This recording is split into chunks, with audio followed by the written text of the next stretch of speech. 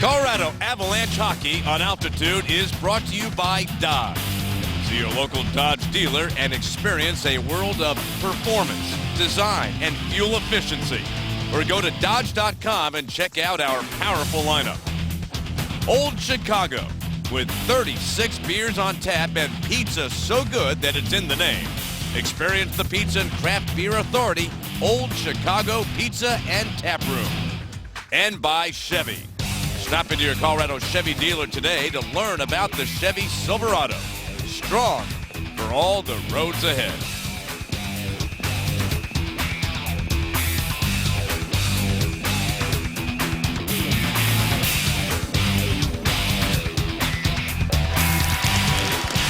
Believe it or not, Peter, game number 900 in the National Hockey League this season. It's the Avalanche and the Nashville Predators. Game 61 for the Avs as they take on a very tough Nashville Predators team. And let's take a look at tonight's Ford starting lineup for the Avs, and we'll begin with one of the premier goaltending matchups going in the National Hockey League these days. Mike, I couldn't agree more. You look at both of these goaltenders, and their teams are where they are because of their performances. And you look at the two of them, Pekka Rinne, Mike, look at those numbers, 34, 8, and 3. I mean, this is a club in Nashville that's 25, 3, and 1. Semyon Varlamov at the other end. Mike, watched him this morning. I'll tell you, if you ever do get a chance to get to practice, or you get a situation where you can watch him perform in the morning, it's unbelievable. I mean, what he goes through to get ready for every game. And here we go, the game underway. The Avalanche and the Preds begin bouncing puck towards Varlamov. And he'll grab it in the glove, and we've got an early face-off just 9 seconds into this contest. Well, one change for the Avalanche from last game. Stefan Elliott remains in. Jan Hayda returns to the lineup, and Zach Redmond is out of this game tonight for Patrick Waugh's club. Second face-off of the game. This one taking place in the Avalanche zone. Drop of the puck, they'll redo it. Predators, first team in the National Hockey League to get to 40 wins. Did it in a shootout fashion against the Buffalo Sabres, their last game, which concluded a road trip for the Preds. The Avalanche, they're coming off a nice little home victory over the Tampa Bay Lightning, a 5-4 thriller. Wilson moves the puck around the boards for Nashville. Trying to keep the puck in the Avalanche end and reverse back around, and Wilson chases it down to the far side boards. Angled there by Gennon for Colorado. The puck comes free. Hook back towards the corner, rolls behind the net, and once again, Colin Wilson with a puck. Shovel pass out in front. Gets blocked. Tip back down the wall. And a pass by Iginla. Glanced off of Duchesne. Out to center. Then a long pass the other way. Shot, kick, save made by Varlamov. Michael Santorelli, recently acquired along with Franzen from Toronto, and he had the first scoring chance of the game. And Santorelli was very coveted by a lot of clubs. Why? Because he plays, Mike, in the bottom six, and he can score. He's a good third-line player that can put up real good offensive numbers. They got Santorelli and Cody Franzen. Try to help them come playoff time. He played just a minute and a half of the game. Pass goes across, flipped into the corner, chased down by O'Reilly. Leaves in the corner for the defenseman Nick Holden. He makes the handoff, and then the pass comes out to center ice for O'Reilly. Poke checked away back towards the Avalanche blue line. Handled by Jan Hayda. Good to see Jan Hayda back in the lineup. Missed the game against Tampa Bay with an injury, but he is back in tonight for the Avs. And boy, he's just such a huge factor for this Avalanche team, and just the little things he does, Peter, you would notice it more than a lot of people, the things that he does for this team, that even though the Avs got the win, he was missed. Oh, absolutely, because he's that big, strong guy that can handle that big winger or center ice in front of the net. But for Nashville, Mike, again, you get back to the idea of what makes this team work. What makes this team so good? Well, Pekka Rinne, who was injured for much of last year, Like, he's back in nets and playing outstanding hockey. But you go 1 through 7. Once this kid Ellis returns to the Nashville Predator defensive core, boy, you're looking at one of the most complete units in the National Hockey League. And now they can score. Forsberg, James Neal coming over from Pittsburgh. They are a different hockey club under Pete Laviolette, the first-year coach of Nashville. Well, they've had the same general manager the whole time, David Poile. And Peter, you made that trade for Franzen for Santorelli. Do you get a sense that perhaps Predators are not done come trade deadline? You got to remember, this is a club, Nashville. The year 2007, when they really made a run at everything, they had a great record. They were outstanding all season long. They went out and got Peter Forsberg right at the end. So he's not afraid of that big deal. Shot from center ice by Seth Jones. And the puck rims around. Far side, scooped up by Cleach. Looks to make a play, makes the pass behind the net for Tyson Barrie. Darts out from behind, and a force back towards the corner by James Neal. Neal leads the Predators in goals. He's got 21, and a strange stat that they've got a different leader in goals, Neal, in assists with Ribeiro, and in points, Forsberg. 3 different guys leading those 3 categories. With the puck, Jarome Iginla. He shoots, and a tip sends the puck up high and out of play. You knew Toronto was going to blow some things up, and they made the first move in this situation as far as Franzen and Santorella. There was a first-round pick, and a prospect. What was interesting about the trade, Mike, because there was a holiday on the Monday. The trade was made on sort of a Saturday night, Sunday morning. They didn't get to Nashville as far as join the club for 4 days. They were caught in the paperwork to surround some of these deals, especially those deals when you're trading a player from Canada into a United States team. There you saw the general manager, David Poile, who's done a terrific job of changing the look of this Predators team. Different coach, and this team has really had a wonderful season. Shot by McKinnon, he scores! Oh my goodness gracious, what a shot! And it snuck by and beat Pekka Rinne, and the Avalanche have scored the first goal of the game, and you talk about red hot right now, and that would be Nathan MacKinnon. Well, let's watch and see, Mike, because from where I was, yeah, that's what had to happen. Pekka Rinne is not. He could see that the whole way, and Pekka Rinne is not going to miss a shot from out there, but it just angles in off the defenseman's skate, and the Avalanche get that quick lead. And for Nathan MacKinnon, how about that? 4 goals and 4 shots now. He scored on each of his 3 shots last game and his first one here tonight. Just keep shooting. You're not anywhere. The Avalanche silencing the crowd here in Nashville. And they're up 1-0 as we look at our Jeep scoring summary.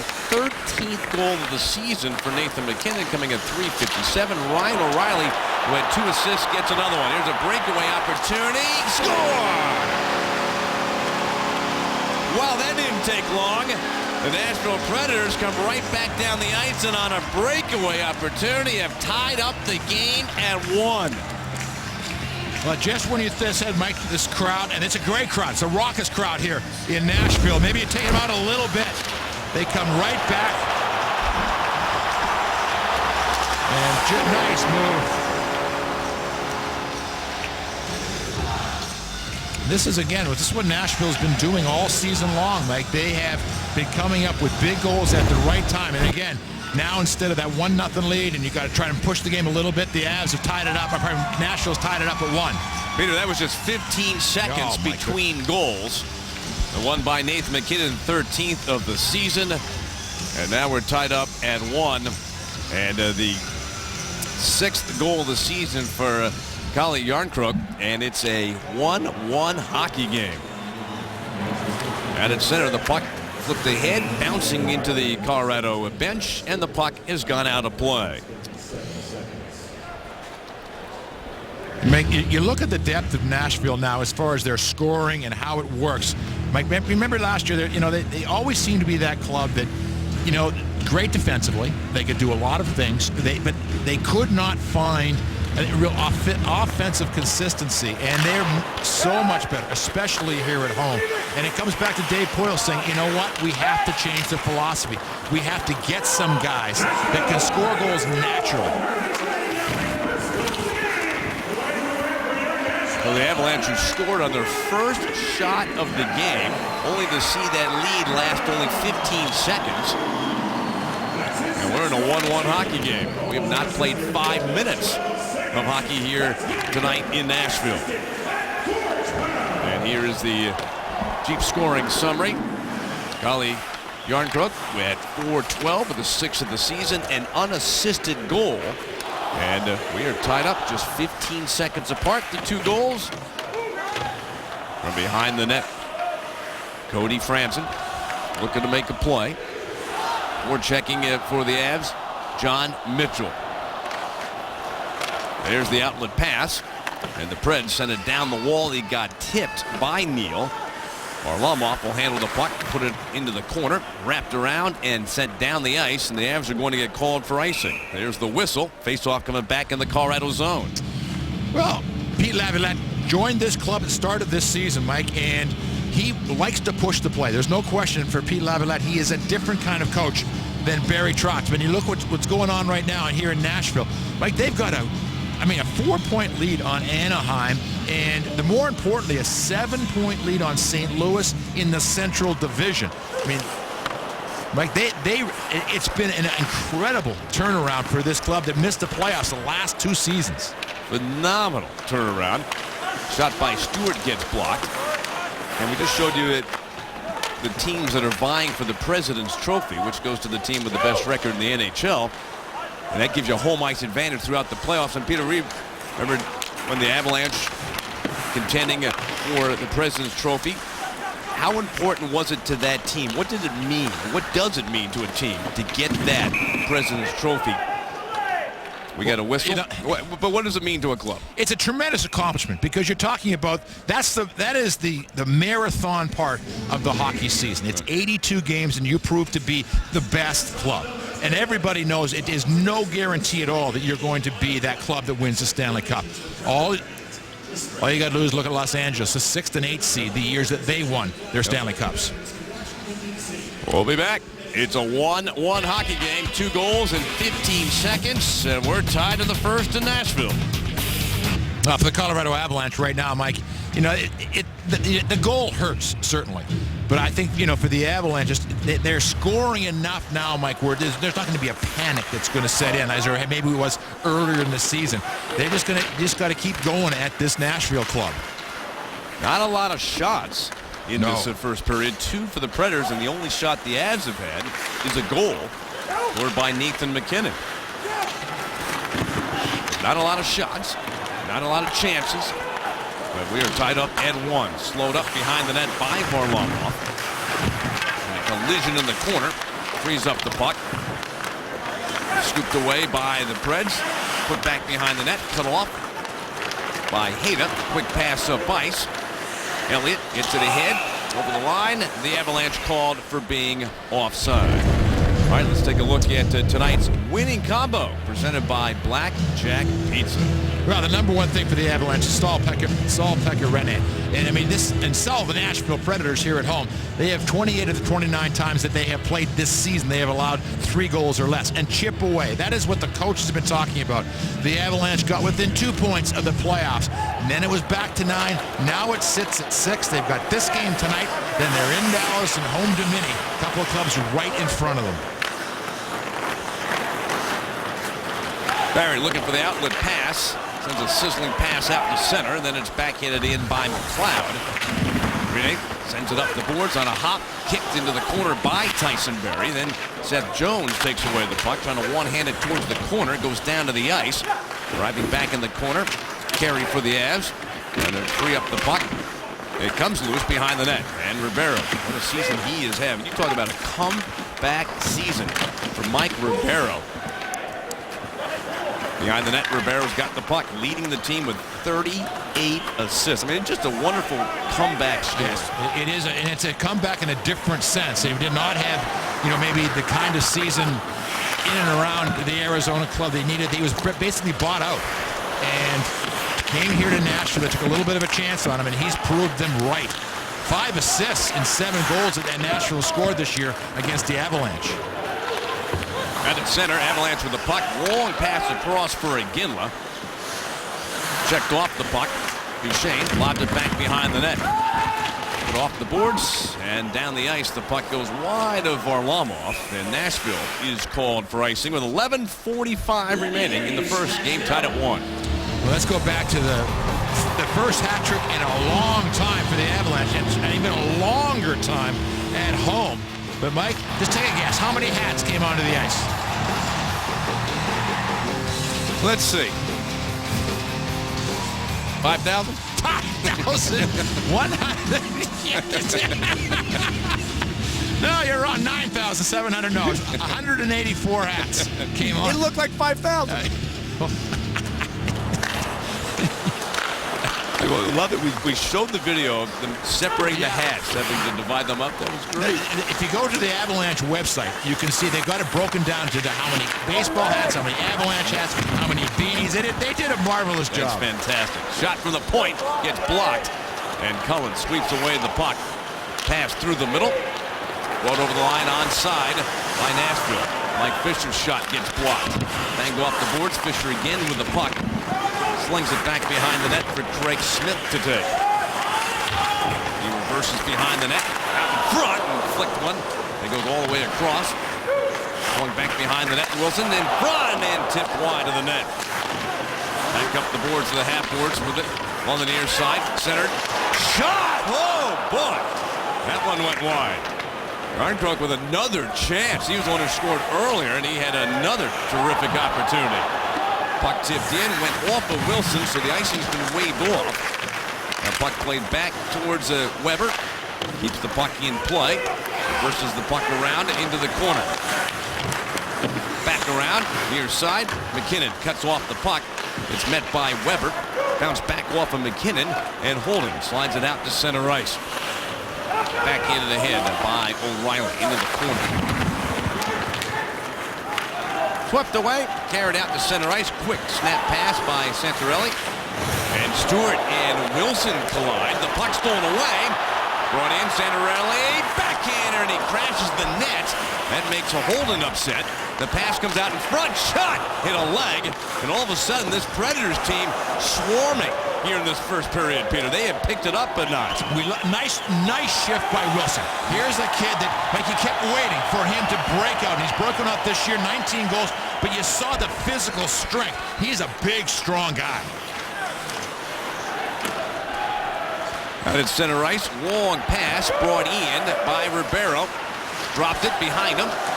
Neal in front. Oh, boy. He had Forsberg on the other side, but the puck slipped away. Avalanche counter the other way. Duchesne, handoff. Bouncing puck wide of Rene. Centered out in front. Cut off. And played by Franzen off the near boards. Bounced back by Gennon to the corner for Iginla. Avalanche now need to pick up because Nashville has taken the pace to another level, Peter, haven't they? Yeah, and they're especially good at home doing this. This is a Nashville club that, like, stays on you, feeds off the crowd, gets the crowd into it, and I think the crowd's enjoying the different look that they have this year. You and I have talked about it. Fans want to see goals. Absolutely. They've been scoring this season, and that has translated into wins. Cody McLeod for the Avs chasing the puck. But quick pass by Fisher. Out to center ice for Craig Smith. Pushes the puck deep into the Colorado zone. Back behind the net. And a good little battle going on there between Cleach and Smith. Avs get a hold of the puck. And chipped out to center by McLeod. Sent across by Cullen into his own zone. And the pass over towards Jones. Avs making a line change. Pred's doing the same. That gives Jones some time. And now starts to maneuver himself out towards center ice. Cut off by Tanguay. Twists and turns and then shoots the puck ahead. And it's dumped in around the boards by the Preds. And this line has been very effective for Nashville. This has been a very high-paced line for their team. Santorelli, Yarncroke, and Wilson. And they've had some chances. Coming back for the puck, Wilson. Bangs it back behind the net. Weber didn't get much on it and is taken away by the Avs. Shot by Mitchell. Missed. Josi sends it off the shelf and out. And tapped back in by Stewart. Preds trying to take advantage of a line change by Colorado. They give to Weber. He shoots, and it's off the chest of Varlamov and scooped up by Landeskog. Skates through center with some speed, and the Avalanche are offside. Play has come to a halt in the first period. 1-1. All right, let's take a look at who is in the groove, and there's a group of three right now who are grooving for the Avs. It's brought to you by Groove Subaru. Well, it was about 7-8 games ago that for Patrick Roy, he started to mix and match the second, third, and fourth line for the Avalanche, but he kept this group together. They've been doing so many things well for the Avalanche. They're playing well defensively. O'Reilly's doing a great job of the faceoffs. Last game, Landeskog picked up his 100th assist. He's now scored in 6 straight games. So it's just been one of those things for this line. Every night they're giving the Avalanche something. And that line is out right now. McKinnon has the pass go off his stick towards the corner in the Nashville zone. One-handed up the boards, and then the Preds get angry with a hit that was made by Landeskog, and they're after him. And Shea Weber, who's in a fight now with Landeskog in the corner. He was really upset by Landeskog's hit, and they are slugging right now. Rights by Landeskog and Weber. The helmet comes off of Landeskog, and he's coming back, and the sweater's up over his head, and that's enough for the linesman to separate the two. Gabe Landeskog and Shea Weber in a fight here in this first period of play. Well, Landeskog hits Josi right here. You're going to see the hit. And it's a good, solid hockey hit. Comes across, and the elbows weren't up, but it's one of those situations where his defensive partner and buddy, Weber, says, you know what, you're not getting away with that. But here's the hit. Now watch this, Mike. He's got his head down a little bit. Here comes Landeskog. Boom, shoulder. I mean, it's a hard one. There's no question about it. And you're not going to be happy when you see a teammate take a hit. But it's interesting. I mean, there's no question. Weber comes across and starts this fight, Mike. There's just... Now, is that he instigated the fight. He started the fight. It wasn't as if Landeskog got up, was dropping the mitts, waiting for something to happen. Third fight of the season for Landeskog. He has fought Ladd. He has fought Hamilton of Boston, and now Shea Weber. He likes captains. Let's see what the penalties are. He likes the captains. He had the Captain Ladd and the Captain Weber. Good hit. I think this is a situation, anytime you're talking to the coach, means the coach is upset. So does Weber get 2-5-10? That's huge. Yeah, it's gigantic. You're taking your best defenseman off the ice in 17 minutes, if that's the case.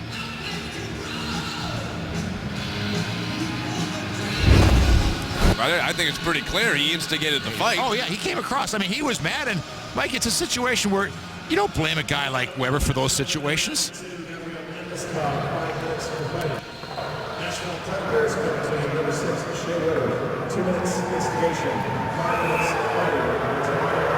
That's going to be the case. Avalanche.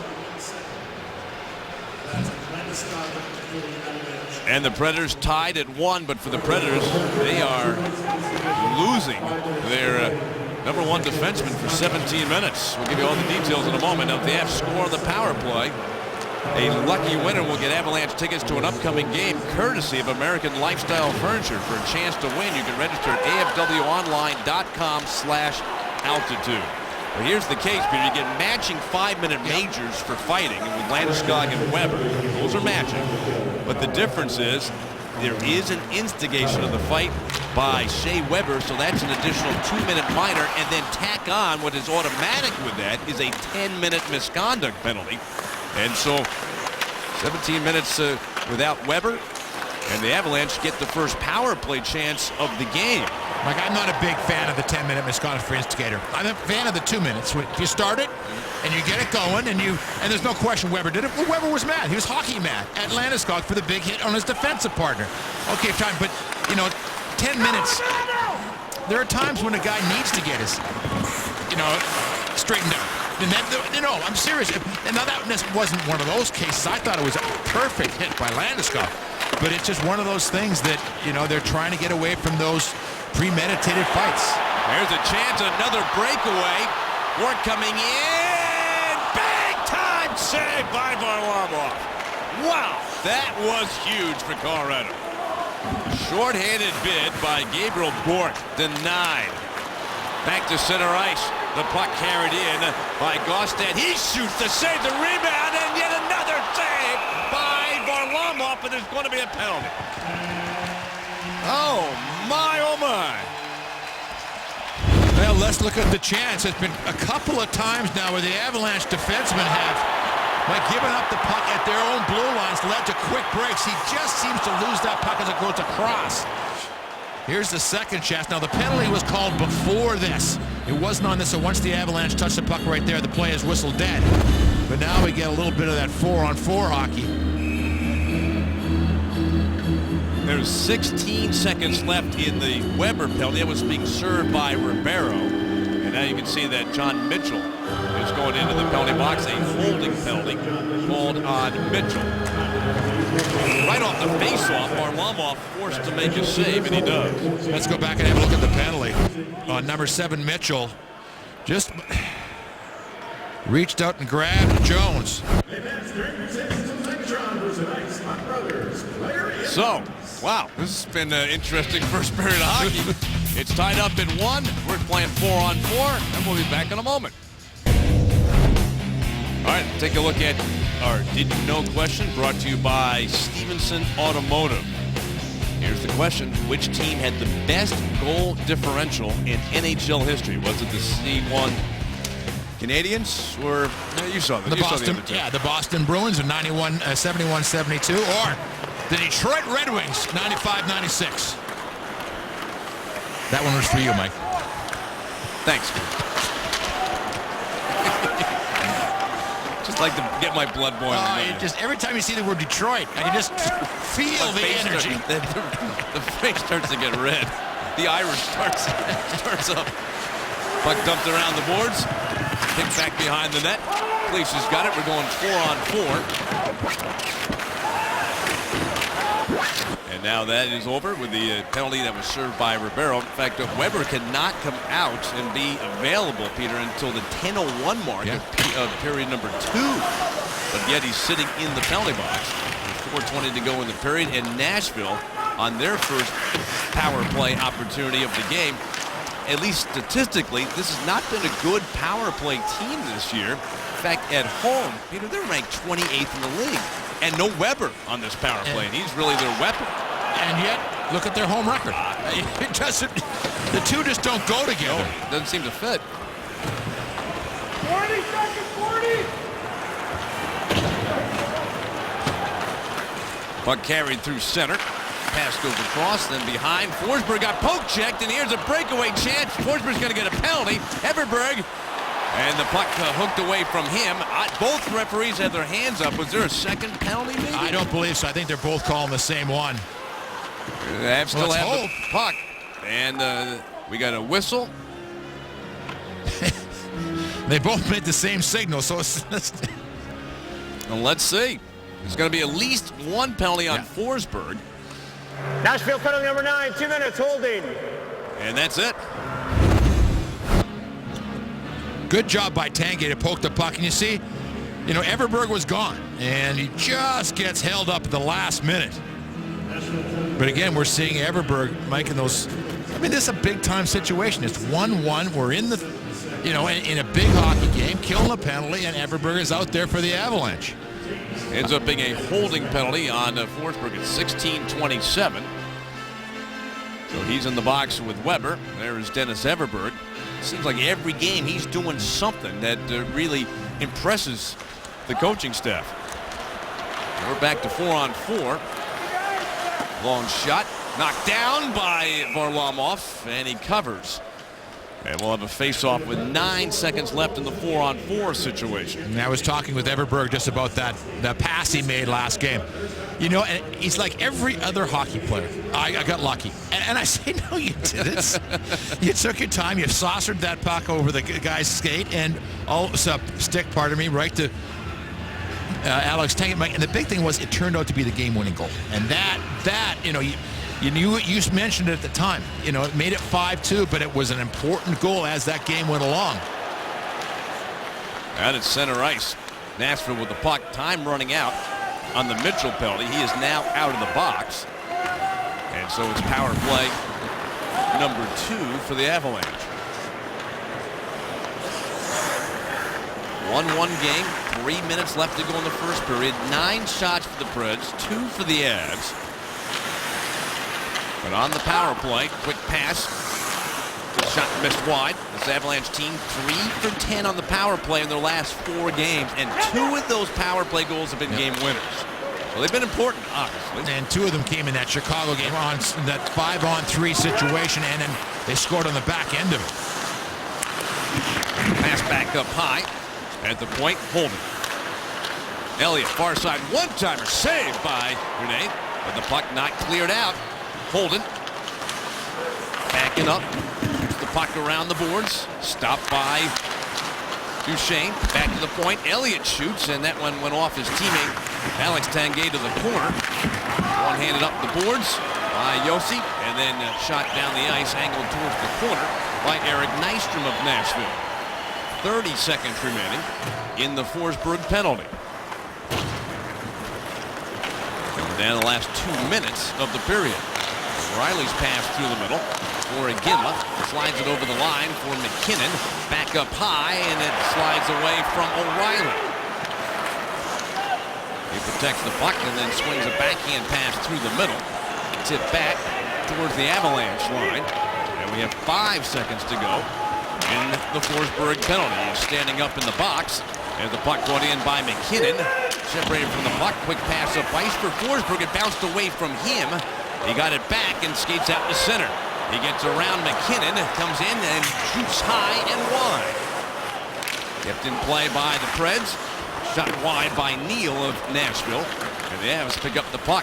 Carried through center by McKinnon. Goes up, rims it around. Tanguay waiting at the far side half boards. Spins. And the puck tied up. Kicked by Forsberg. It comes straight. And finally pushed out and carried to center ice by the Preds to the last minute of play. Over the line, onside Neal. Pulls to the boards. Fires a pass down the slot. Sent back around towards the near side. And tipped by Mitchell out to center, but it's kept in by Jones. Pass across for Ribeiro. Protects the puck, but runs into Hayda. Makes a pass anyway, but it's intercepted then by the Avs and bumped out to center. Roman Josi backing up. Makes the handoff. And carried through center ice by Josi. Trying to make a pass, cut off by Talbot. Josi retreats back into his own zone. Talbot on the forecheck. Pass to Santorelli. Launches the puck to the corner. And we're down the last 17 seconds of the period. Jones pinching in. Kept the puck in play for a moment. Then it comes out to the center circle. Avs have got it. Iginla for the trailer. And here comes Duchesne, but poke checked as he came over the line. Smith for Nashville in the final seconds. Lifts the puck up. And then we hear the horn to signal the end of the first period. I'll tell you what, there's a lot to talk about during that first period of play. Goodness gracious, you had to fight between the captains. You had a couple of quick goals separated by less than 20 seconds, it seemed. McKinnon picks up his 100th point of his NHL career. And Jan Kruk made a nice goal by him. And it's not a period where I thought the shots would be 9-3. Yeah, there seemed to be way more action than that. It sure did, but nonetheless, going to the second period with the game tied at 1. That's our score after 20 minutes of play in Nashville. Don't go anywhere. You'll want to make sure you stay tuned to Altitude for the Toyota Intermission Report. Avalanche scored. Then the Preds matched it 15 seconds later, and we are tied at 1 going to the second period, which was really an entertaining first period of play. Yeah, it was up, down, a lot of energy for both of these clubs. Nathan McKinnon gets the Avalanche on the scoreboard right off the bat, his 4th goal and 4 shots. He had 3 goals and 3 shots last game, but then Jan Kruk comes back the other way. Beautiful shot, just got Vardy to drop, popped it up and over, then a big hit on Josi. And Mike, remind me to talk about this in a second, but then all of a sudden Weber comes in and the 2 captains go toe-to-toe in a real battle. I mean, these are some big punches. And Weber can go. So for Gabe Landeskog, Mike, he's starting to really understand how this whole thing works as far as the fighting. And Semyon Varlamov Mike, it's solid in that first period, but here's one of my favorite numbers of all time. I think you and I both agree. The most unbreakable record in all of sports is Glenn Hall's 502 goals, 502 consecutive games. This is 17 in a row now for Varley. He would have to play into game 44 of the 2021-22 season. Every single game of the 82 games, the seasons leading up to that, to break it. You know what? People talk about the 56-game hitting streak that Joe DiMaggio had, that's unbreakable. I'm telling you, 502 consecutive games played by a goaltender, unbreakable. And then it's not like the scoring where you can see, well, maybe if the scoring was to change, if they made the nets bigger, there is no rule that you can make that will make somebody play that many games in a row. Shot and a save made by Varlamov as we resume play into our second period. Game tied at 1. Teams are back to even strength, and still another 10 minutes to serve as the period started for Shea Weber. And his penalty. Save made, rebound, and it's flicked up to the slot and brought in offside by Josi. That was a milestone last game for Gabe Landeskog, 100 assists tonight. A milestone for Nathan MacKinnon. You look at how he ranks with that 2013 draft class. Of course, there was so much speculation for Mike so long. We've talked about it last year and a couple of games this year about this. Seth Jones was that guy that I think everybody expected the Avalanche to take. They take Nathan MacKinnon. Never been disappointed, but I don't think Nashville was too upset with getting Jones in the 4th pick. And we got to look at the last game for the Avalanche. Druin for the Tampa Bay Lightning. Oh my! He's going to be fun to watch. He's exciting. Shot gets blocked, and it's picked up and lifted out to center ice. There were a couple of spurts of speed that we really haven't seen that much of. Offside, Avalanche. Well, for Ryan O'Reilly, you know, last year so good on that left side. Now he's back in the middle for the Avalanche. I think one of the reasons, Mike, the Avalanche have, I think as a group, have decided for Nathan MacKinnon right now, he's going to be on the right wing. That's going to be his position. Not necessarily forever, but certainly this season for the Avalanche. Then that shifts O'Reilly back to center, which just speaks volumes of his versatility. As he came up with 28 goals last year as a winger. And now playing at center, and centering that very productive line right now for the Avalanche with MacKinnon and Landeskog. Just beginning play, second period, game tied at 1. Nashville has iced the puck. They wave it off. And the puck goes into the slot, played back to the point, slid across, shot through traffic, hit Mitchell of the Avalanche, and angles into the corner. Run out there by Ribeiro, out in front, and there's a chance for Nashville. And a nice stop by Varlamov. Back to the point. Shot! Whoa, that was a cannon from the point by Victor Bartley. Behind the net, Neal leads the team in goals, 21. Back to the point, and just off the bench, Mattias Ekholm got there in time to keep it inside the zone, but it's flung out the center. When you watch this Nashville Predators defensive core shoot, we all know Weber. I mean, he's maybe the best shot in the league right now. But then Josi can fire it, and I mean, Bartley just unloaded one, didn't he? And Franzen, Mike, he has got a cannon. He was originally drafted by Nashville, went to Toronto, but I mean, Mike, he has got a great shot. Good work again by Nashville. Just Varley, that no man's land where you really can't push out and make that save, but you got to stay solid in position. And the Avalanche, Forsberg, the one thing they will say about Forsberg, Mike, you sort of think of him as a finesse guy. They say, no, it's all about big, strong, mean in the corner, mean in front of the net. He gets to where he needs to go, and he's got a real good idea once he gets there what he wants to do. We have another Forsberg. No, he played for Nashville. He does not. He does. No one will ever remind me of Peter Forsberg. At center with his Jones, shoots it in, and it comes back behind the net. Yeah, you never hear the phrase, he's the next Peter Forsberg. Well, they're kidding if they do. If they say it, they're wrong. Headed center ice with the puck. Cody McLeod for the Avalanche. Long shot. Gloved by Rene. And he holds on for a faceoff. Luxury has an address. Cooney Lexus invites you to see the full line of Lexus all-weather drive sedans and luxury utility vehicles for 2015. They're available at Cooney Lexus of Greenwood Village and Colorado Springs. We've been talking about this hockey game, 1-1 score for the Avalanche, but they do need to get some offense going. They had a few shots at net that were blocked and missed, but still 4 shots on goal so far, and they're coming off an 18-shot game against Tampa Bay, so the offense got to get cranked up a little bit. Avs do have the puck. McKinnon, and this is the line that has been producing for the Avs. Shot across by McKinnon, and Holden shoots and kicked away by Rene. Then a chance for Elliott, looking for a redirection from McKinnon. Behind the net, Landeskog popped away from him. Backhand pass out to center ice. Comes to Nystrom. He gets blocked, and another chance gets stopped again. Back in to the Nashville zone. Ekholm shoots the puck ahead. Deep into the Avalanche end. Dropped by Holden. Quick pass for McKinnon. And a long center ice pass goes to Landeskog. He'll drop it back into the Nashville zone. Head to the bench for a line change. Meanwhile, Nashville back for the puck. Josi without his normal defensive partner, Shea Weber, for another 6 minutes. Had the puck, lost it. Avs get it back. Nate Gennon slides it across for Tyson Barrie to take. And through the middle, and it's tipped in to the Nashville zone. They loves to handle the puck for the Predators. Sent it around the boards, got blocked. Ekholm chased by Everberg, who steals away the puck. He's got a man going to the front. The pass for Mitchell got broken up. And Craig Smith hustles out to center ice. Joined on the rush. Onside Nashville. Long shot, score! And it's 2-1 for the Predators.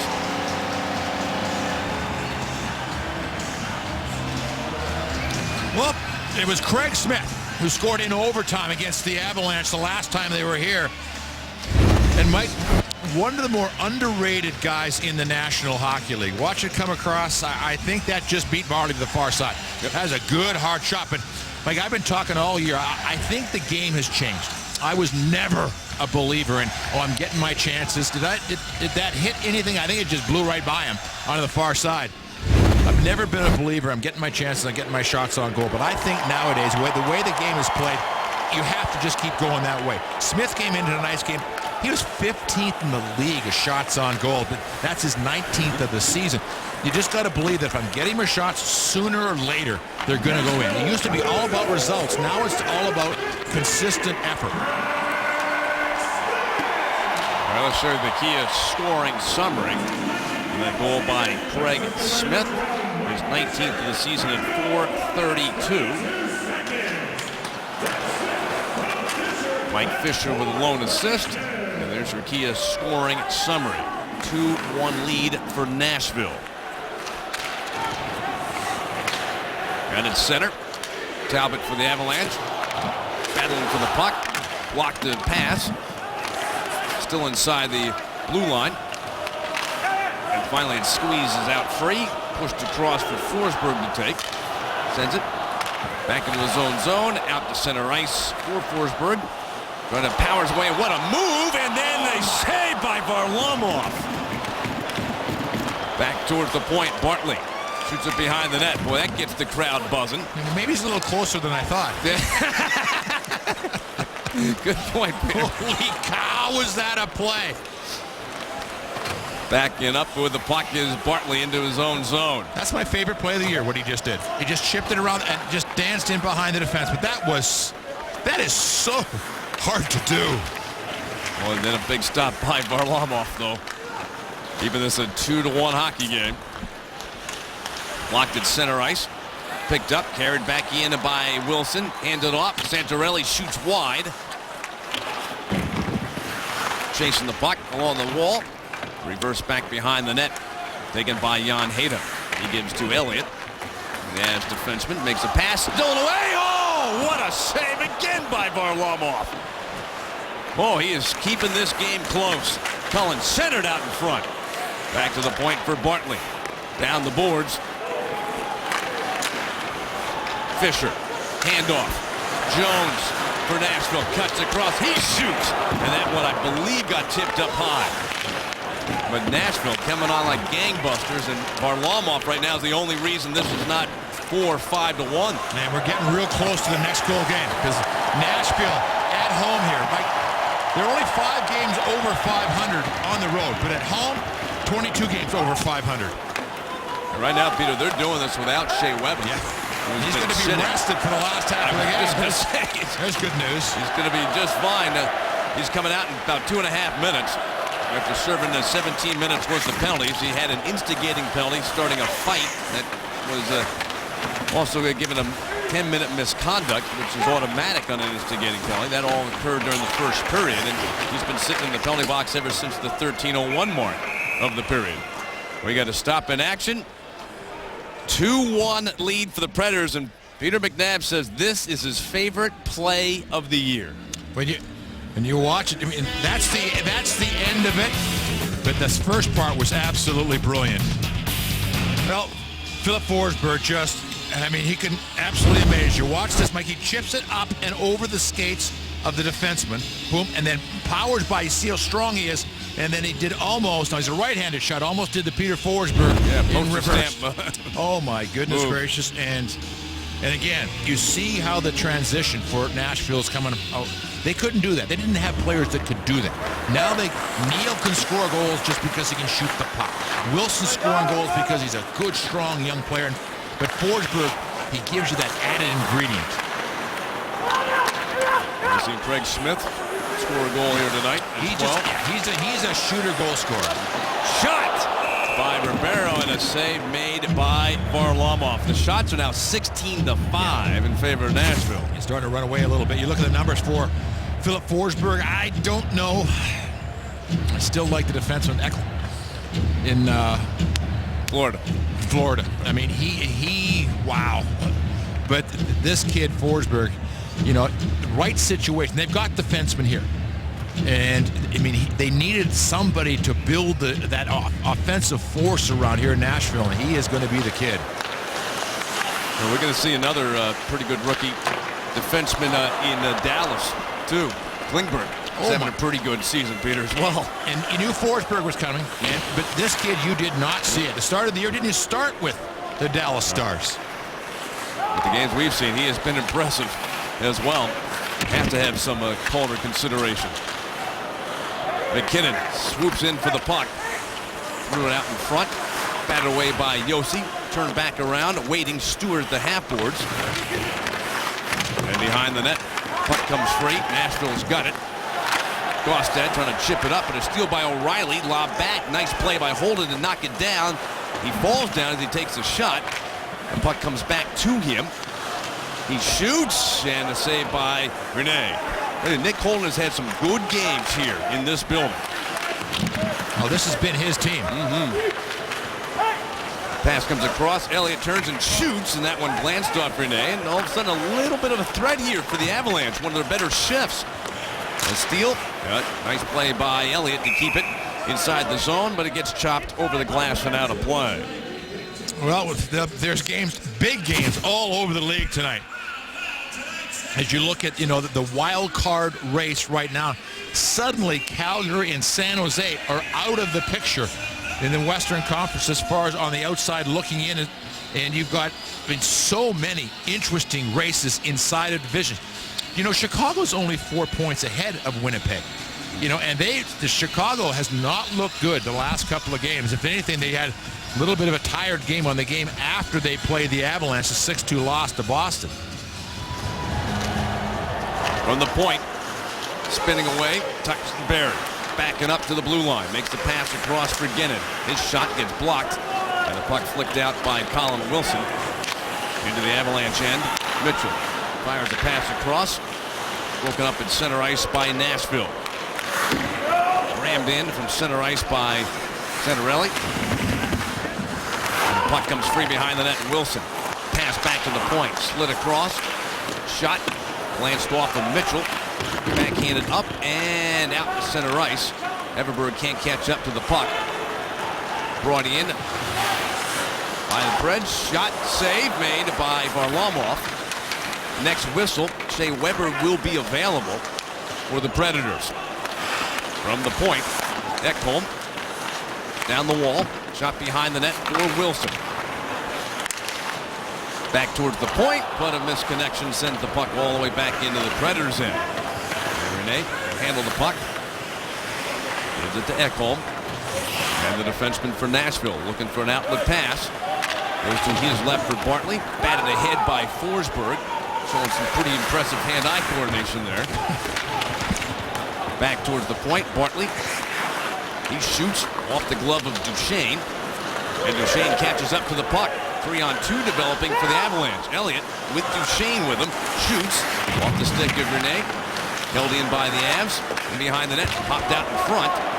Scooped up by Forsberg. Going to move out the center. And Ginla bumped him. But then Forsberg takes a hold of the puck. And the crowd catches its breath. Past his tip towards the net. You can just feel in the building here when he has the puck. He's got that magic. And the crowd waiting to see what he's going to do. His team leads 2-1. Time for our Lexus on the ice. And Mike, tonight it's going to be Philip Forsberg, and he's been all over the ice. But I go back to the last time the Avalanche were here. He did nothing all game. And then all of a sudden, one little rush down the ice and rebound, a tough angle, scored a goal. That's the kind of player that really impresses you. When things are going, hey, you just flow. You just keep going.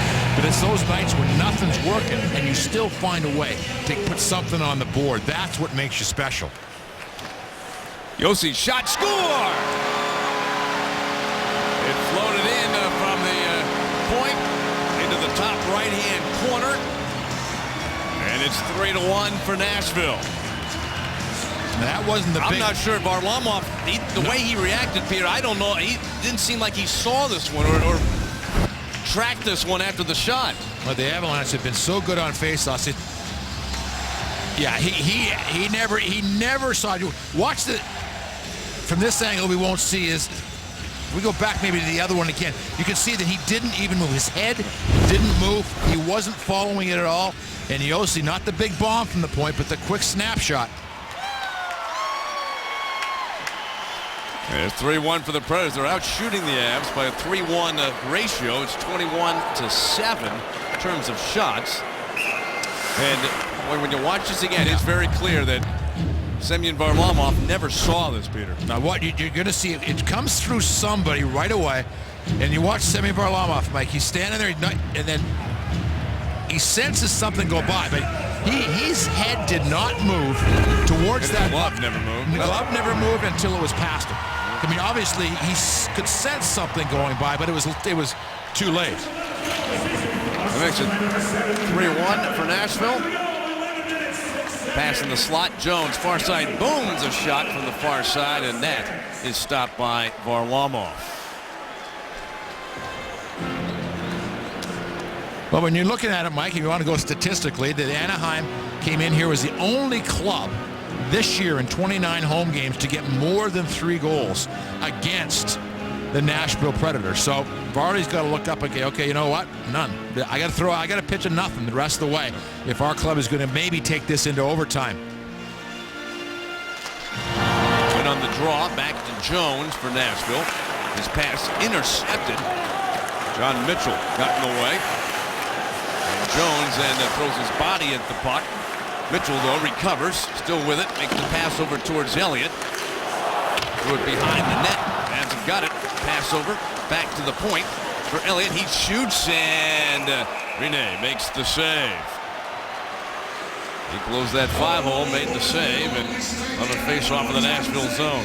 Like, it is going to be an unbelievable race to the Vezina Trophy this year. Right now, it's a 2-man race. You know, last year you could make a case for a couple, 3 goaltenders. Certainly, Semyon Varlamov was one of them. But Price in Montreal and Pekka Rinne have just elevated themselves this year, I think, right to the top of the list. The numbers are unbelievable for both of them. Face off in the Nashville zone. Preds bang it off the glass. And the puck is out of play. And here's the numbers. Now, remember, Rene missed 8 games because of a knee injury, but you look at it, goals against average, Carey Price. And, you know, Mike, this comes on the heels of last year where his reputation around the Montreal and in Canada went through the roof, Carey Price. He played the Olympics, won a gold medal. He was hurt and played through it and won the gold medal. And, you know, he is just one of those guys. I've talked to people. He is mentally, he can handle all the pressure of being the goaltender in Montreal. That's, you know what, that says something. Oh my goodness gracious! I couldn't handle it. This has become a great hockey town here in Nashville. Lots of fun, fans are into it, but boy, that's a whole different kettle of fish, isn't it? I always remember when Carey Price said, shot off the side of the net by Duchesne, threw out in front, blocked. Go ahead, Peter. he said to the fans after an exhibition game, just relax, would you? It's an exhibition game. We'll be fine. We'll be fine. You don't do that in Montreal unless you got a whole bunch of coyotes going with you. I'll tell you. Well, he was impressive when the Avs were there in Montreal earlier this season. He was the difference maker in that game. Behind the net, Avs have the puck. 7:15 to go. Second period, 3-1 Nashville.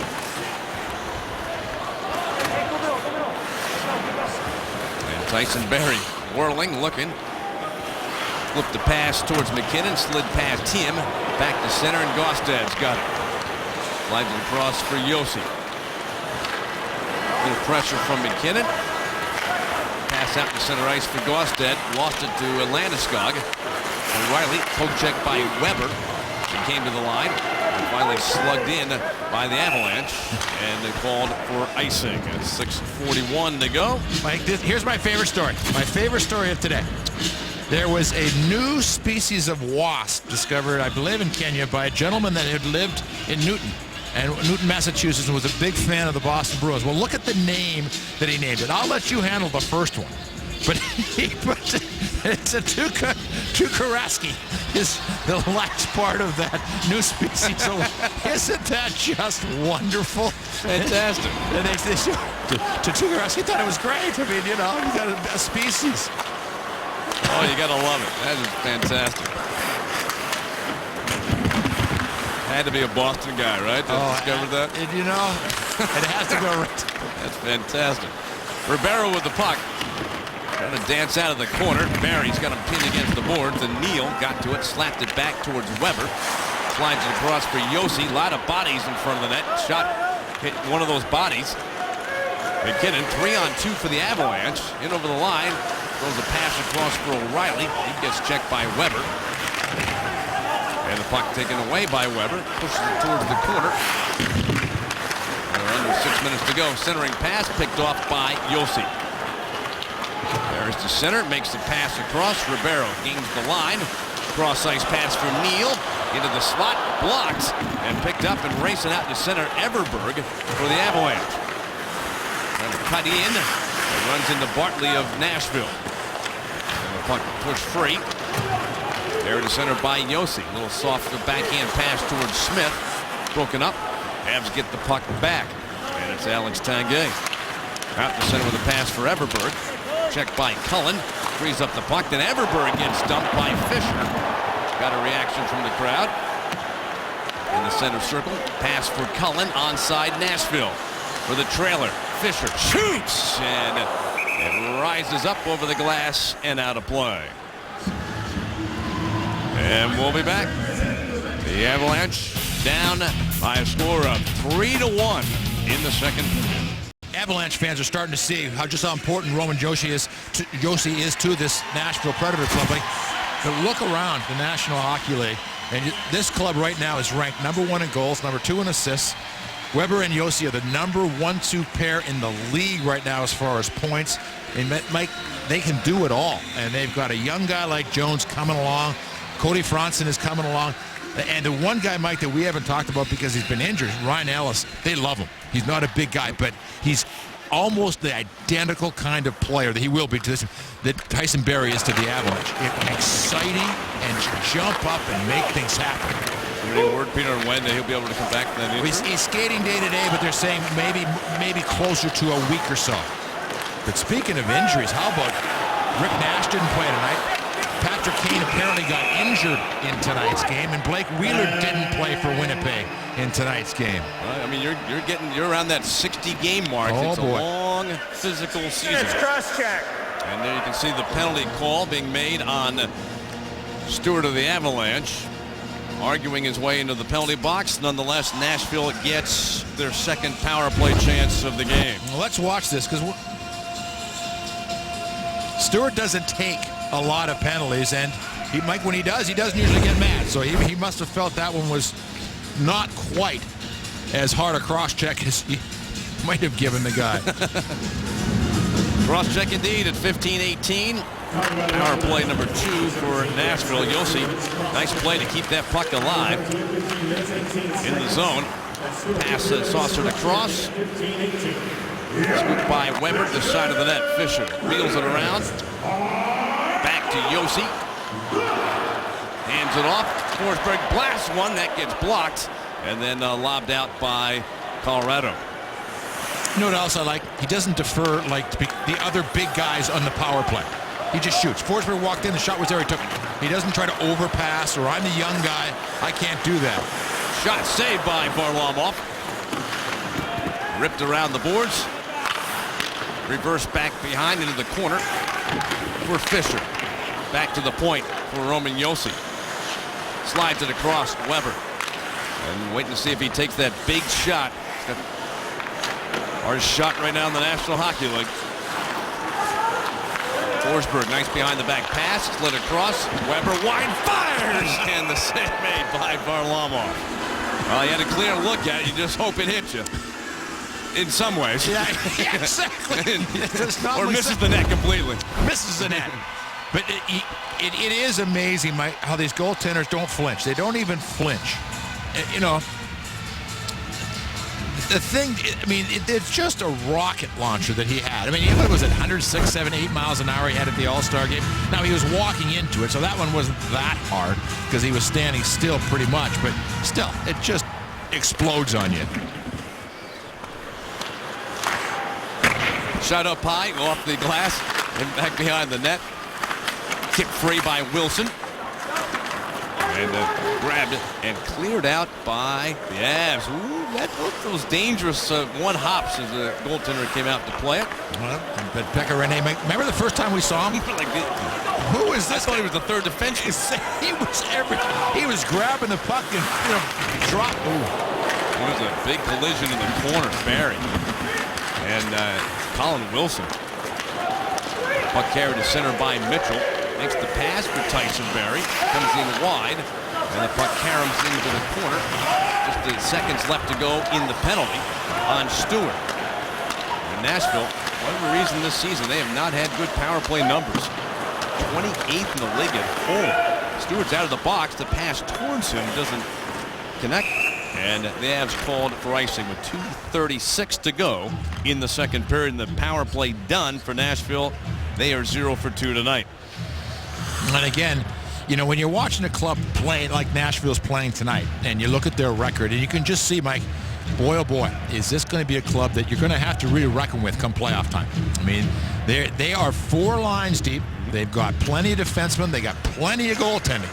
But they don't have a whole lot of experience as a group winning in the playoffs. So there's one area that, you know, do you find an experienced guy to drop into this lineup that's won a cup. It's been there, and you know, there's so few of them. Guy, a third or fourth line guy. Mike Keane for the Avalanche, Dave Reed for the Avalanche. Guys that came in, they'd won, they knew what they were doing, and they added a certain something. And they can deal with maybe not getting huge minutes in a game, but a presence in the locker room. And they can tell a guy that's enough. You know, sometimes a guy just needs a good kick in the head as far as, like, you know, enough. You know, we're in this together. Let's pull together. Icing call on the Predators. 1:56 to go in the period.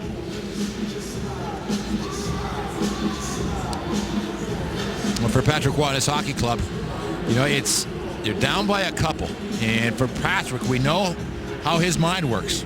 You know, into that third period, what is he going to do as far as pulling the goaltender, shifting lines? If he sees something that he doesn't like, he doesn't hesitate to mix things up. Talbot going to tie up the puck in the corner. Comes free for Gaustad. He'll lob it out. He's got enough momentum for another icing call, and it does. Cody to your Colorado Kia dealers today to discover Kia's full lineup of high-quality, stylish, dependable vehicles. Go to ColoradoKiaDealers.com and learn more. Another face-off after another icing call on the Predators. Duchesne taking the draw against Gaustad. Sticks her down. Face-off. Control by Nashville. Pushed across. Too far for Fred to get it out of the zone, but it comes to Shea Weber. And checked by Duchesne, but Weber another tap. He had 108.5 miles an hour at the skills camp at the All-Star weekend. 108.5 miles an hour on the shot. Another icing call, this time against the Avalanche. 1:19 left in the period. Yeah, it's interesting. It's kind of like the home run contest. You know, there's certain guys that get there, and they may hit a lot of home runs, but no one really pays attention. But then there's other guys, you know, like I remember the year that Scioscia and McGuire came to the All-Star game in Colorado. You wanted to be there. Now, you didn't realize that, you know, there was some magic going on as far as what they were doing, but there's just certain guys that you want to see them do. It's like the dunk contest, too, in the NBA. You know, you want to see them. You want to see the guys that can just, when there's nobody out there, where they can just do athletically what other guys cannot do. And Shea Weber can shoot like very few people can shoot. Yeah, but even the dunk contest, I mean, the guys that used to do it did it better because they did it first. And, you know, and there's so little to do with that. But I guess the one kid was from Minnesota, just put everybody, I mean, right on their heels this year, was the whole show. That's got to be pretty cool to be the whole show. 19-year-old kid. Right. No, you and I are from the age. Dr. J. Yeah. And those kind of guys are the best dunkers ever. Nowadays, some of the athleticism of these guys is amazing. We're down to the last minute of play. A 3-1 lead for Nashville. Everberg dancing through the middle. He winds, he shoots, and the tip sends that puck way out of play. And we got a whistle. Well, since, you know, 06-07, you see, you know, Duncan Keith, you know, I think it's a little bit of a surprise, to be perfectly honest with you. Not that he won the Norris Trophy last year. He's an unbelievable defenseman for the Blackhawks. But he's more of a consistent guy. The Weber, I think he gets a lot of recognition. Was he good in the Olympics last year for Canada? Holy cow. And that big ice surface, you would have thought maybe a guy would be, wouldn't be as effective. Oh, boy, he was good. But he is such a shooter. He could have been a Philadelphia Flyer. They offered him a huge contract that Nashville had to match to keep him, and they've done that. It was huge. He's making $14 million this year. That's huge plus. Landeskog dropped it off. O'Reilly shoots and misses the net. Back around the wall for Holden. Shoots behind the net and gets cut off. Ekholm sends it around. Blocked by McKinnon. Ekholm gets the puck back again. 15 seconds to go in the period. Cleared to center ice. Holden really shoots it back in. Nashville takes possession for the final 10 seconds of our second period. They look like they're just willing to run out the clock and end the period. And that's it. We come to the end of the second period. And Nashville added a couple of goals. Greg Smith, Roman Josi with the goals. And the Predators, Peter, lead it 3-1 going to the third. Convincingly. They're showing us why their record here at home is the best in the National Hockey League. It's been a pretty dominant performance so far by Nashville. The Avalanche, though, what have they done all season long, Mike? They've come back when they've been down in games. And they're going to have to do that in the third period, trailing 3-1, being outshot 25-8. But the Avalanche, that we've seen this season, they don't give up. And they're going to have to come back in the third here in Nashville. Stay tuned for the Subaru Intermission Report. Colorado Avalanche Hockey on Altitude is brought to you by Groove Subaru. On Broadway or online at grooveauto.com. Pepsi, proud to be the official soft drink of the Colorado Avalanche. And by the Ford Fusion, offering the availability of all-wheel drive with big MPGs, smart technology, and unsurpassed quality. See what happens when fun meets the road. Ford, go further. Avalanche are in Nashville tonight. We've completed 2 periods of play, and Nashville added a couple of goals during the second period, and now they lead it. Headed to the third, 3-1. Mike Haynes, Peter McNabb, and boy, when you look at the Central Division, you can just see how difficult it is and how impressive a season Nashville is having in such a tough division. And, you know, we've been so focused on the wild card because that's the one thing that the Avalanche are chasing, the wild card. They're not going to catch the other 3 clubs, Nashville, St. Louis, and Chicago. But look at Winnipeg, Mike. They're only 4 points behind Chicago right now, and it's the 3 spots on top that are guaranteed the playoffs. And Minnesota, the hottest club maybe in the division right now other than Nashville, is playing so well and coming on. But here's the division. Vancouver wins a big game tonight. But then you've got LA, Calgary, and San Jose, each with 68 points. One of those 3 is going to be in. The other 2 are going to be fighting against Central Division teams to get into the wild card. So it is going to be an unbelievable stretch run for some clubs. And when Colorado scores in the third period, you score with Subway. They have scored this period. Visit your local Subway restaurant for any regular 6-inch sub for just $3 after 3. We begin our third period of play in Nashville. Preds lead it 3-1. They took a 1-1 hockey game in the second period. Added a couple of goals. Craig Smith, Roman Josi getting them. And it's 2-goal advantage. Shot by Weber and a save made by Varlamov. Well, there's a little scrambly play going on behind the net there, Peter. Yeah, but this speaks volumes of just the hard work by Nashville. It was a nothing play that they turned into something by absolutely working hard down low. But Michael, if memory served, were the Avalanche not down 2-0 in the game here the last time they were here? They were down 2-0, and they had only 9 shots on goal through 2 periods. You're talking about here earlier? Yes. Were they down by 2? Yeah. And it was a 3-2 hockey game, Peter. Correct, but they were down by 2. Oh, I see what you're saying. Yeah, you know, going into the third period. Shot saved by Varlamov. You're talking about the overtime game? Yeah. You know, after the end of the second period, Peter, it was a 2-2 game. Okay, they came. It was just one of those situations where, you know, the Avalanche. But they were then down 3-2, and then Holden scored with 36 seconds left to send it to overtime. But it was 2-2 after. 2-2 after 2. And talking about tie games going into the third period, they've only lost 1 time in regulation this season, the Predators here at home. Shot and score right off the draws. Quick snapshot, and that makes it 4-1 for Nashville.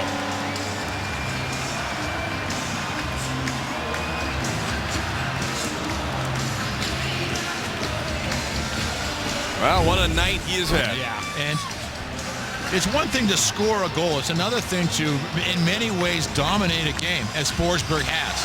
He has just done whatever he wanted to at times through the game. Look at that play, Mike. He threw it back through his legs. Peter, I think we're going to see a goalie change here for the Avalanche. Yeah. I think Patrick Roy is going to get Reto Berra into this game.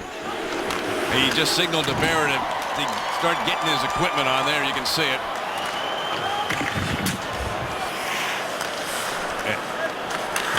All right, let's give you our Subway scoring summary. Philip Forsberg.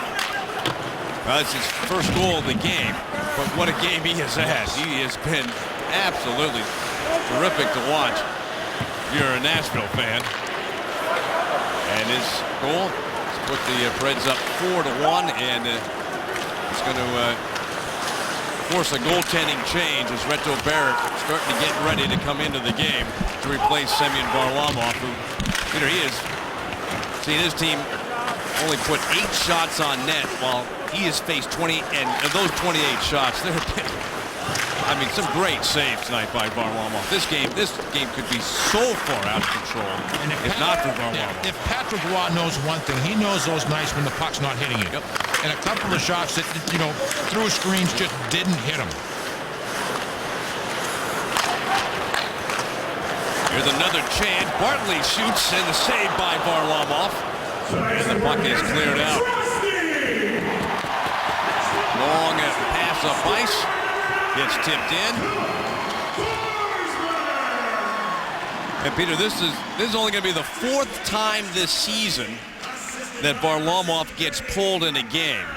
And he is out. And here comes Reto Berra. So fourth time this season that Varlamov starts the game and comes out. And Berra now is the goaltender in for the Avalanche. The last time that Reto Berra came in, Mike, was sort of an unusual situation. The Avalanche were ahead in the game, and they had allowed 0 shots on goal in the second period to Arizona, and Patrick Roy decided to give Reto Berra the third period of that game.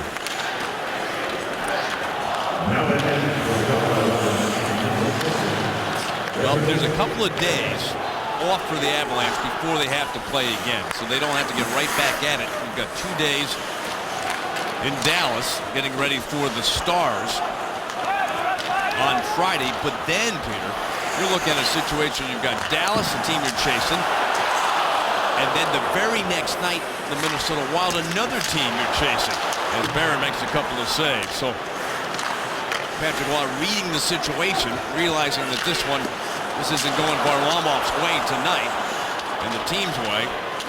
Rest him up. You know you got a couple days off, and then you may play Varlamov back-to-back. Well, I would be surprised if they didn't. Right. You know, barring it just a complete meltdown in Dallas, which, you know, isn't likely for Semyon Varlamov. Saved by Rene. And the puck picked up by the Preds. They're up 4-1 in this game. Long shot. Berra makes the save and covers for a faceoff. No, for Varlamov, you know, Mike, again, he kept them in as best he could. And there's been 2 goals, Mike, off of faceoffs. We talked about the Avalanche being so good on faceoffs, and 2 of the goals that the Nashville scored came on faceoff, Mike, just shots through people, and that have really been the difference in this hockey game.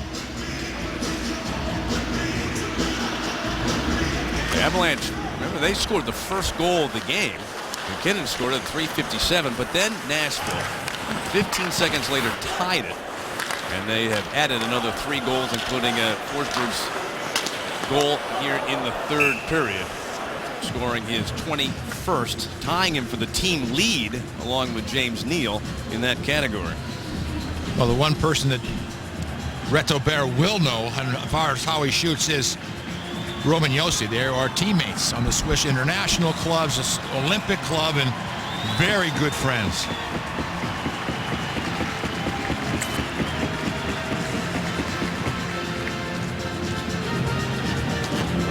After the draw, the puck comes behind the net. Holden got it for the Avalanche. Pass up and slung to center by Stewart. Pass across. Crosses through the middle. Off the wheel. He bumps with Holden. Has had the puck. Got it handed by Cleach.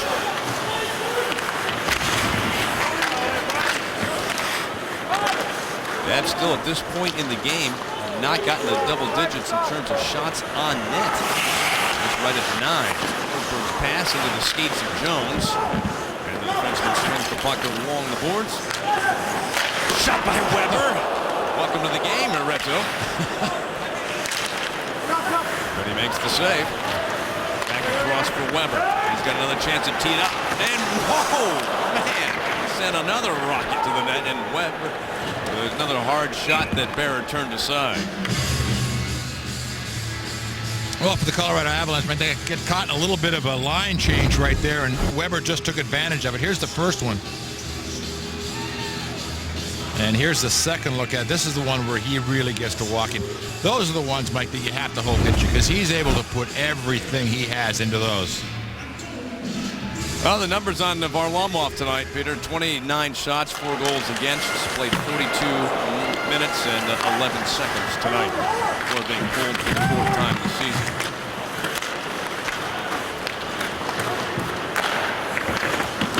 And unless something crazy happens, he's going to get saddled with the loss, and he'll go to 18, 16, and 7 this season, and 1-1-1 in 3 games against Nashville. Again, sweeps the puck to center. Kostet shoots it around. Circles up the boards. Kennan's pass through the middle. Darting in is Elliott. Drops the puck into the Nashville zone. 4-1 for Nashville. Got in high. Ekholm waiting, far side. Put it back behind the net. Santorelli. Pass back to the point. Up back behind the net. Wilson chased the puck for Nashville. Santorelli's shot gets blocked. And behind the net, Wilson with the puck. Barry leans into him. Barry's stick goes flying. And Wilson with the puck. Bounce pass back to the point. Back to Wilson. Backhands it across. Shot. And that one broke the stick of Talbot. Meanwhile, Santorelli cruising. Makes a handoff. Shot. Whistles wide of the net. That's a race for the puck. McGinley coming in with possession. Pulls up and waits. Trying to get it to Duchesne. He does in the corner. Back to the point. Shot by Holden. And Rene makes the save. The puck is still free. Still loose. And in the corner. Finally picked up by Franzen. And he shoots it down the ice. The puck had gone out of play. Well, here in Nashville.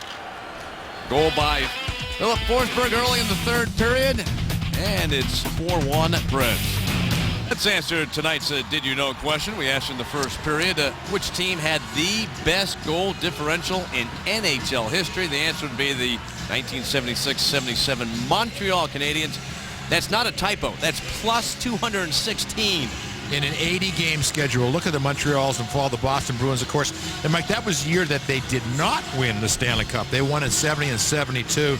You see Detroit 95-96. The reason I threw that in there, they lost the Stanley Cup that year to the Colorado Avalanche. So I'll let you enjoy that. That's right. But I had the wonderful pleasure, Mike, of playing against the Montreal Canadiens in the finals that year for the Stanley Cup. They, believe it or not, won in 4 straight. That's shocking. It was just a stunner. You're saying so they outscored? Yeah. Oh, my with that goal goodness. differential. Oh my goodness. I've always maintained I have no idea if Ken Dryden is a good goaltender or not because we never got in the zone.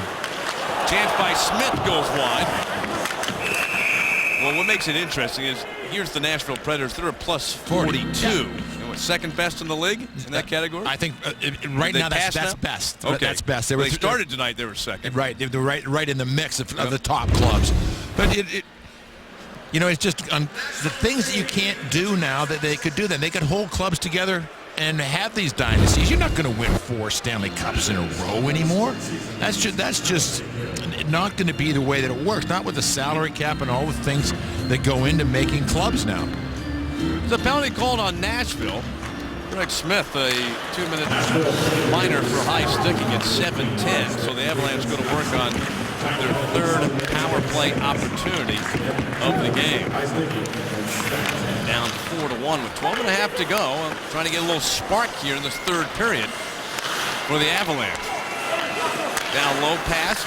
Landeskog back around for O'Reilly. To Landeskog, jammed at it. Rene makes the save. McKinnon, who has tonight's goal for the Avs, makes the pass to Barry over to Iginla. And Berra on his way to the bench. Rene watching the puck. So the Avs get another skater on the ice. It's Cody McLeod who goes to the front of the net. So it is 6-on-4 for the Avalanche. So Patrick Roy, and we've seen him use this tactic before. Shot saved by Rene. Backhand try by McLeod. Backhand by McKinnon. Rebound shot. And that one goes wide. And the Preds can't clear it out. Avs keep it alive. Another minute left to go. And this power play opportunity. And without a goaltender, shot by Barry. Backhand try by Landeskog gets blocked. Nystrom can't clear it out initially. Then he fires to the empty net and he put it in. Unbelievable. Avs had everything happening. They were controlling the puck, getting chances, and then Nystrom, he might have been the first player to touch the puck in that sequence, and he puts in the empty net. Boy, when it's going for you, it's going for you, and it's going tonight for the Nashville Predators. And it's gone all season long here in Nashville for this hockey club. And, you know, when you watch it, the Avalanche do everything right, and it's just bouncing around and won't find its way past Pekka Rinne. But Mike Nystrom does what he's supposed to do. I mean, this is a situation where the goaltender is pulled, so you just want to get rid of it. But you just get lucky here. It's a nice kind of luck, but, you know, that's just, you're just shooting it down, and it happened to go right into the middle of the net. Well, that makes it 5-1. And Reto Berra stays in the net with 25 seconds left to go in this power play. Pass across for Duchesne, misses. Back up high to the blue line. Holden for Colorado. Towards the wing for Tanguay. Loses the puck. Whipped around the boards and then cleared out by Jones. As time runs out on this power play. Nystrom, an unassisted empty netter. And it counts as a short-handed goal for Nashville. Comes at 8:28. Chance by Tanguay, and it's swept away by Josi. May have saved the goal there. Back in for the Avs. Tanguay's pass, shot, and a glove save made by Rinne. Oh, the Avalanche, everything but. Everything but. When the puck's right there, Tanguay can't quite find it. Comes across. And there's a situation where the goaltender, Mike, he's just so big. He's so long. And Tanks just couldn't quite get it up and over the pad.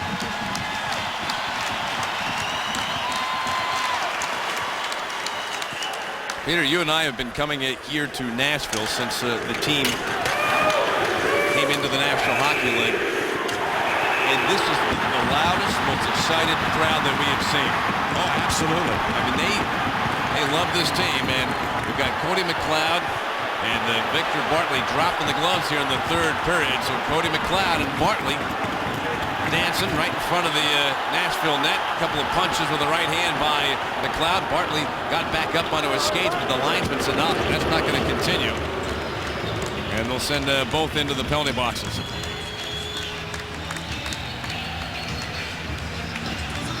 Well, it's an interesting one for Cody McLeod, Mike. This will be his 150 penalty minutes now. He's trailing only Steve Downey of Pittsburgh, who has 189 coming into tonight. Interesting, you know, for Cody McLeod, he has never had a 200 penalty minute year. He's on a pace for 198. So, I mean, he's doing everything he can. You look at it so far this season, nobody has dropped him more than Cody McLeod. I'll guarantee you there's several clubs that don't have 16 fights this year. Coach Waugh's team down 5-1. Only 3 assists tonight, Peter, on the 5 goals scored by Nashville. They've had a couple of unassisted goals, and they've had 3 unassisted goals. Well, 2 of them came directly off faceoffs, and a couple of the unassisted ones were giveaways by the Avalanche. Jones pass, and across for Ribeiro. Dumped in. We're halfway through the third period. 10 minutes to go. 5-1 Nashville. Ribeiro handles the puck. He'll send it up. And that gets blocked at the blue line. Avalanche still have it. Mitchell winds it around. Stopped behind the net by Rinne.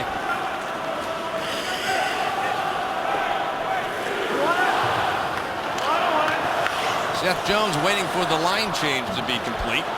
Nashville's got the 3 forwards out on the ice they want. Jones sends the puck across. Ekholm pass towards Fisher, gets tipped, and it's caught by Reto Berra to stop the play here in the third period. In Nashville, Tennessee, 5-1 for the Predators. Kept this game delivered to you by Jimmy Johns. Things started off pretty well for the Avalanche. Nathan MacKinnon gets the goal in the first 4 minutes to play, but 15 seconds later, we got a 1-1 hockey game. That's our score going to the second period. And Greg Smith cruising down the wing, blasts one in, and then from the point, shot by Josi. Varlamov never saw it. 3-1 going to the third, right off the face-off, a minute into the period. And Forsberg, who's been magnificent in this game, gets his 21st of the year. Then the empty netter, shorthanded by Nystrom, made it 5-1.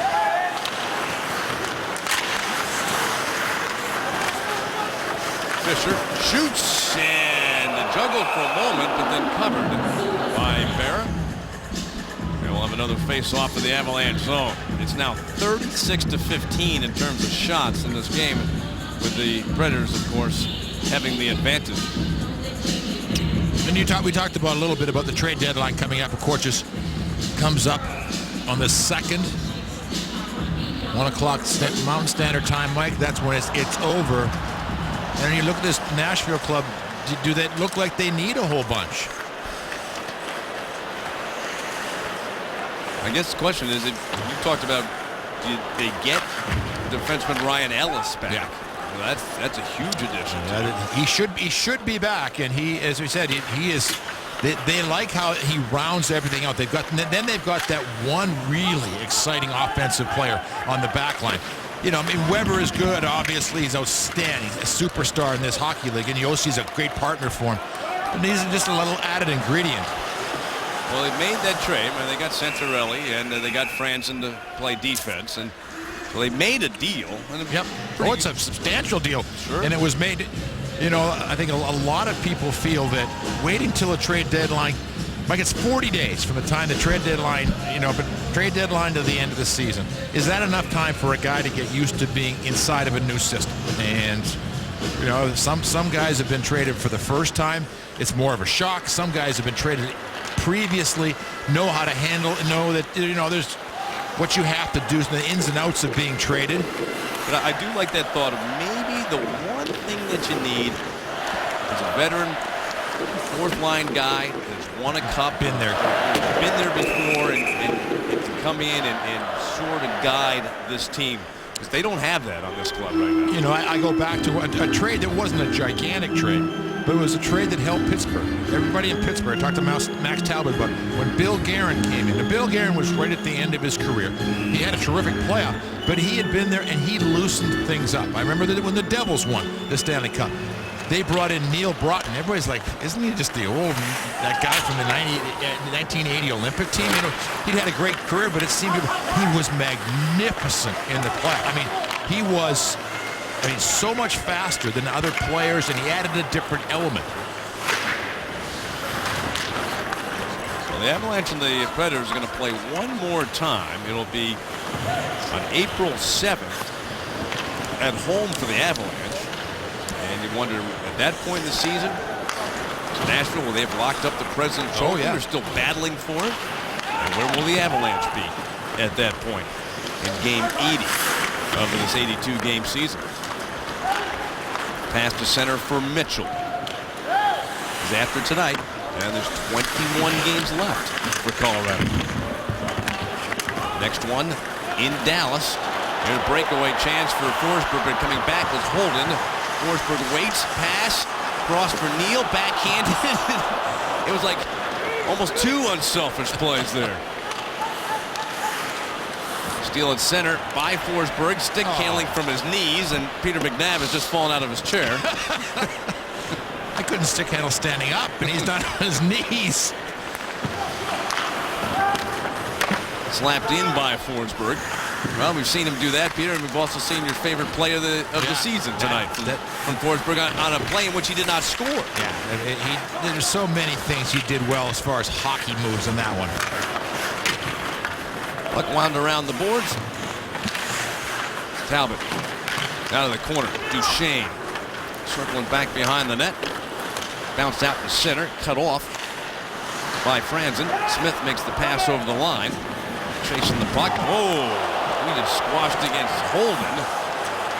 And the puck is scooped up by Talbot. Then Smith got decked by Iginla. And then Cullen and Iginla talking as they come up the ice.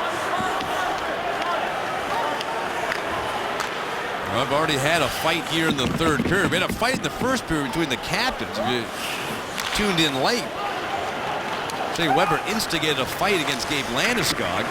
And Landeskog made a hit that Weber didn't think was fair against his defensive partner Roman Josi. I was asking a couple of people, like, why would Weber be so upset? It was a good hard hit. Josi's had some concussion problems, and I was reminded that Steve Downey hit Josi last year. He missed 10 games, and so I think the club as a whole is a little sensitive to those kinds of hits to Josi. Again, it was not. It's not going to be a suspendable hit. It's not one of those. It was just really a hard shoulder to Josi. That certainly makes sense. And boy, he's been impressive tonight. Josi, Oh my God, he's a key ingredient for this team. And they keep talking about Weber for the Norris Trophy. I think that Josi is right there with them as far as the numbers. He leads all defensemen in scoring in February. He's got his third tonight, 12 points so far. 5 minutes left to go in this one. And the Preds leading 5-1. They just returned from a road trip. For the Avalanche, just starting a 2-game road trip. They'll be in Dallas on Friday night and then back home on Saturday. Finish up a back-to-back set and they'll face the Minnesota Wild. So the next two teams that they're trying to climb over to get to the wild card spot.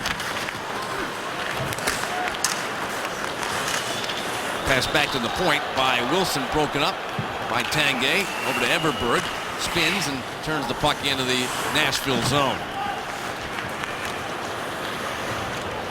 Advancing out to center ice. Jones shoots the puck in. Bear out of the net to handle it. So Bear is coming in to replace Varlamov, and the empty netter you don't count against him in a sense. He's turned aside all the shots that he has faced. Pass back to the point, slapped by Holden to the corner. We have under 4 minutes left to go in the game.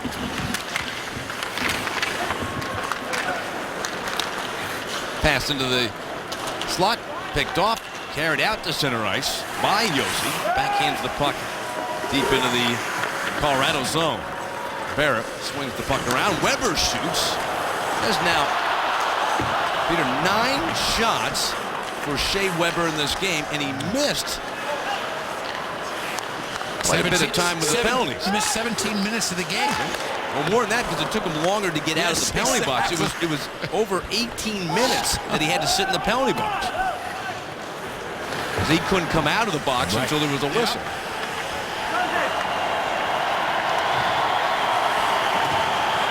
Now the crowd continues to cheer. And the Predators are on their way to getting to 89 points. They're winning for the 41st time. And more impressively, I think, than even those things is just how good this team has been at home. When you're a Nashville fan, you come to watch these home games, you've only seen them lose 3 times all season in regulation. Yeah, they lost game 8, 3-0 to Pittsburgh. They lost game 26, 3-1 to Chicago, and they lost in the one game they actually got, a little bit of trouble in. Mike, they lost game 51, 5-2 to Anaheim. That goal makes the handoff, and Preds just moving the puck around at will. Shot save made by Barra. A rebound taken by Talbot. Shoots it ahead and cutting in. Shot save by Rene. On that chance by Jerome McGinley, but there'll be a penalty on Nashville. Well, the other end of Barra made a nice save, and then Jerome McGinley got hooked as he took his shot. Yep, Predators in the box, but it has been just there's a penalty right here. Iginla hustling to get back there. But for Shea Weber, Mike, he is just shooting bombs. Believe it or not, he has not scored now in the last 9 games against the Avalanche, but he's had 9 shots. He spent more time in the penalty box and the extra time than he has on the ice in tonight's game. Power play number 4 for the Avalanche. First time they had the power play, Fred scored a short-handed goal into an empty net as Barry's shot stopped by Rene. It's kind of interesting for the Avalanche, Mike. The last 3 power play goals they've had scored, short-handed goals they've had scored against them. Empty net goals, pardon me. 2 have been on power play, 1 has been short-handed. It's just kind of a funny sequence for the Avalanche. That shorthanded goal by Nystrom, that was only the 2nd shorthanded goal given up this season by the Avalanche. Bartley chasing the puck, leaned into by Duchesne. Pass back towards Holden. Swung it around. Holden holds it in, sends the puck across for Duchesne. We're down the last 90 seconds of the game. Pass back towards Holden. Down the boards and back behind the net. Duchesne, pass in front, shot, and score. A power play goal for the Avs. John Mitchell gets the pass, makes it a 5-2 hockey game. You know, very obviously it appears, Mike, too little too late, but it is, again, a power play goal for the Avalanche. Nice work down low. Mitchell driving to the slot. Duchesne spins.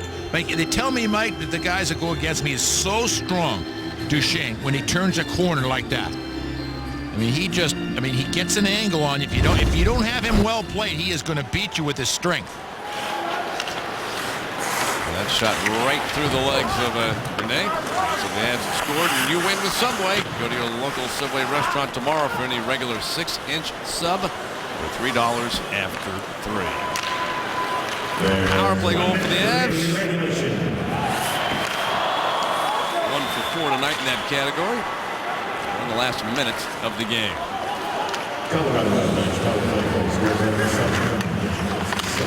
John Mitchell, 7th goal of the season, 2nd power play goal. Pochek sends the puck to center. By the way, Duchesne Tanguay with those assists. That's now 40 points for Alex Tanguay in the season. After Duchesne gets him to 39. It's going to be Mike, it's going to be a pretty good race for who's going to be the leading scorer at the end of the season for the Avalanche. Yeah, McGinley's got 41, Tangs has got 40. Now Duchesne 39. Last dozen seconds of the period. Preds up 5-2 on the way to the victory. Avs going to see their record fall to 26, 24, and 11, and 10, 12, and 8 on the road, and they'll see their 2-game winning streak come to an end as the Nashville Predators demonstrate tonight why they are, record-wise, the #1 team in the National Hockey League. And certainly the #1 team in the league at home. 26-3-1 now in 30 home games for Nashville. And they've won now 6 in a row, outscoring the opposition 22-9. So, Mike, they were all of that tonight in tonight's game. All right, here's your final score from Nashville. The Predators 5, the Avalanche 2.